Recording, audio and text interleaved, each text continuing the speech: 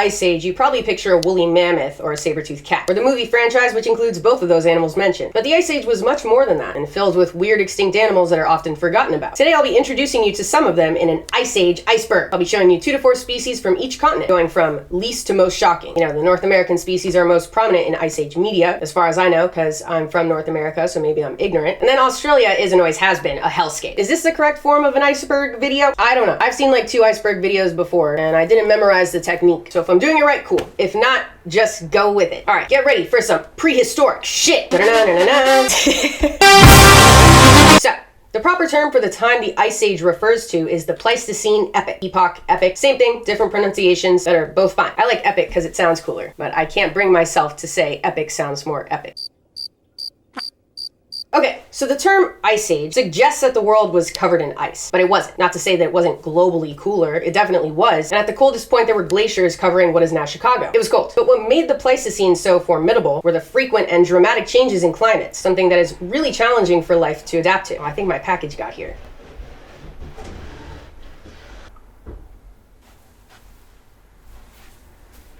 Yeah! I got a stepladder.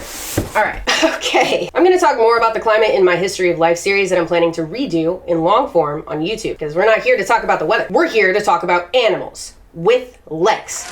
Yes, every single animal in this video has legs. So, starting with North America, you had your woolly mammoths and your saber-toothed cats. Popular. Skip. There were also direwolves, which were socially and ecologically similar to modern wolves, but slightly larger. And they weren't wolves. They were actually more closely related to jackals. This is not the only time this is going to happen in the video. So, North America during this time was pretty much an African savanna in a different font. And here are 2 species that really epitomize that. There are more than these 2, but here's 2 of them. The American cheetah. It was not a cheetah. They were actually cousins to cougars with cheetah-like bones, which made scientists think that they were cheetahs for a long time. This is another classic case of convergent evolution, where unrelated animals have adaptations similar in appearance and function, like the wings of bats and birds. They both evolved wings separately, but they look and function in pretty much the same way. So the modern cheetah and the American cheetah have similar bone morphologies, shape and structure, but evolved separately. And so, the traditional understanding of the American cheetah was that they behaved similarly to the modern cheetah, preferring open grassland habitats, possibly sprint after their food, which makes sense. But new evidence is suggesting their habitats were more diverse than that. Some American cheetah fossils have been found in what would have been more rocky and cliffy terrain, suggesting that some of them lived a lifestyle more similar to snow leopards, hopping all over cliffs, which is pretty sick. There was also an American lion found all throughout North America. Whether or not they were lions has also gone back and forth. Some evidence suggests they were more closely related to jaguars.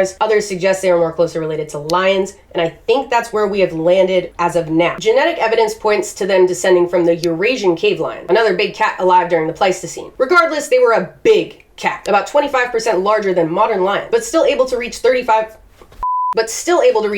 per hour for short distances. But still able to reach 30 miles per hour!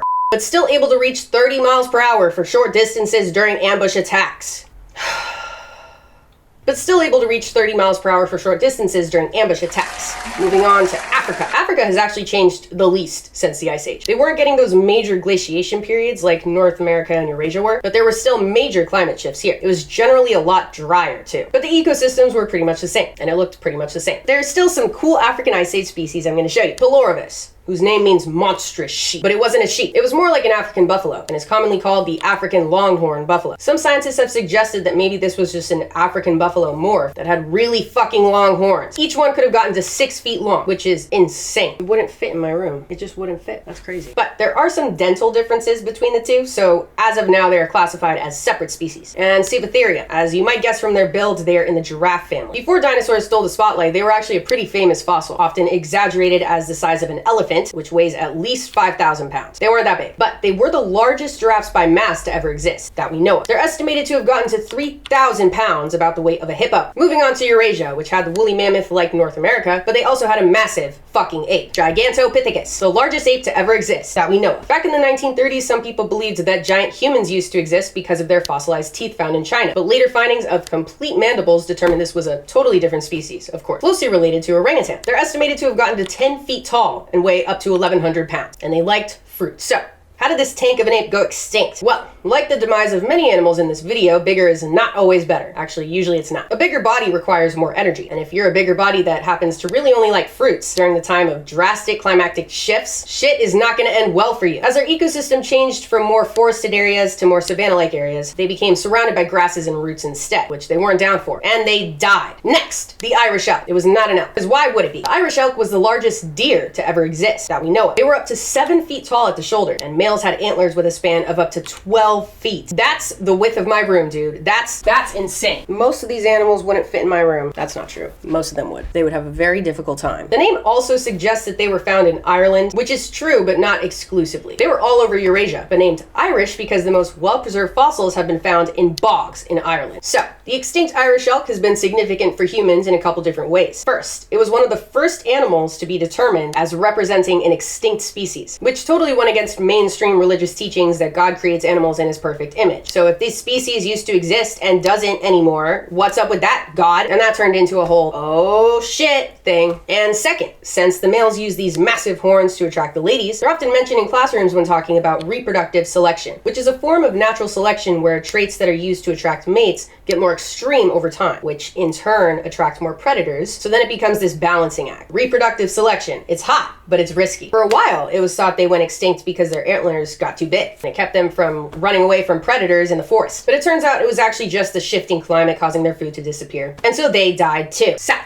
America. So when I was learning about South American Ice Age animals a few years ago, I was most shocked by this next group, the glyptodonts. Oh yeah. People often think that these were dinosaurs or lived at the same time as dinosaurs, or get them mixed up with dinosaurs. They were like big armored armadillos, turtle-like mammals, if you will. They could get to 10 feet long and weighed 1,100 pounds. Same length and weight as Gigantopithecus, very different outcome. And there were a few different species. I'll introduce you to 2 of them. There was the generic glyptodon, the first glyptodont ever found, or known to science. I believe there's some evidence that humans used to hunt them and eat them, of course, but then also used their shells as shelter. There's also Deidicarus, I think that's how you pronounce it, larger than Glyptodon and had a spiked club at the end of their tail. Totally and completely badass. There might be some of you watching thinking, Lindsay, what about the sloths? And we have arrived at that part of the video. Some might say the ground sloths are some of the more famous Ice Age animals, i.e. Sid the Sloth. And I would agree, but I feel like the Ice Age didn't do them justice in how big they could get. But I also don't know the last time I watched the Ice Age, but I don't think I'm misremembering it like that. So,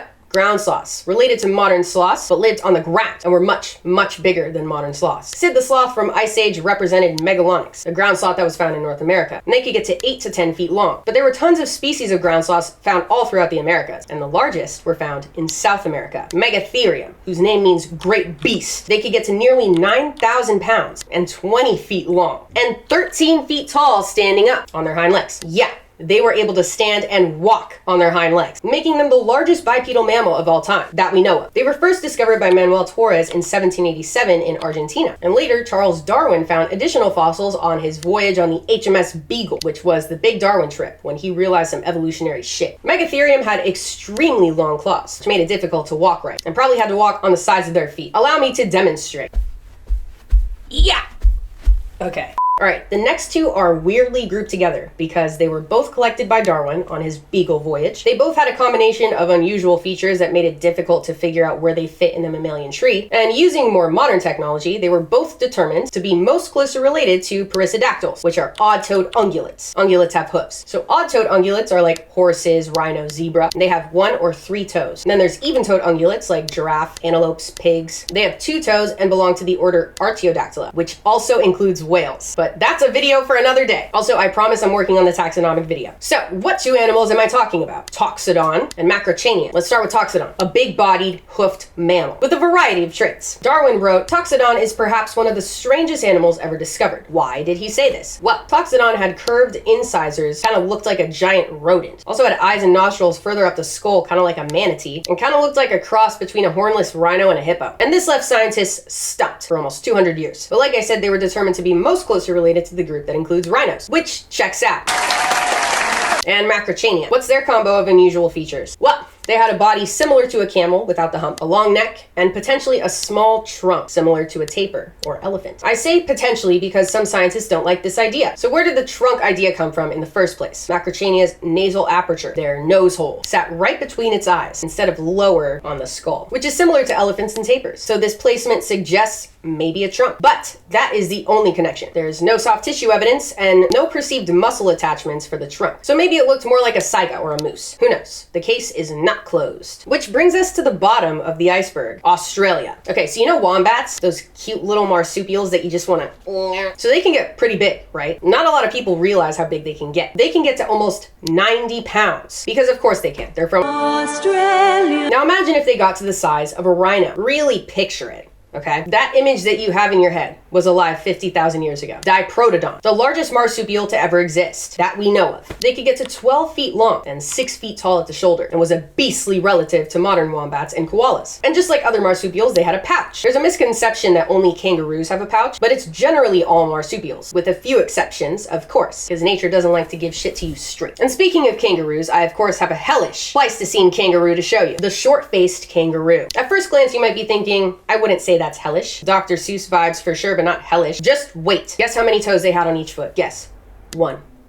They had 1 toe on each foot. That is diabolical if you ask me. And they also got to 6.5 feet tall, because of course, Australia. But that didn't stop them from being on the menu, or the giant wombats for that matter, because the predators were jacked up too, like the giant monitor lizard named Megalania. They could get to 23 feet long, making them the largest terrestrial lizard to ever exist that we know of. And they were possibly venomous like their modern living relatives, which includes the famous Komodo dragon. And finally, with the most shocking Ice Age animal in my opinion, the marsupial lion, which was not a lion, because they were marsupials with a pouch. This is my favorite example of convergent evolution, where again, distantly related groups evolve similar structures with similar functions that make them look related. The marsupial lion looked like a fucking cat. It had retractable claws like a cat, and a bite force comparable and potentially greater than a modern lion. But their tail was more similar to a modern kangaroo, and their teeth were pretty gnarly. Kind of looked like a carnivorous rodent, but clearly adapted to slice flesh. I have more to say, but I'm gonna end there, because I wanted this video to serve as an introduction to different Pleistocene animals that you might have never heard of. I want to go more in depth in species spotlight videos. That will be another component of my content. So let me know which ones you want to learn more about in the comments. And of course, this wasn't a comprehensive list of every animal from the Ice Age, so if I didn't cover your favorite, please don't be mad. And if you're down, maybe tell us about them in the comment. And if you like this video, be sure to subscribe so you don't miss my next long form video coming out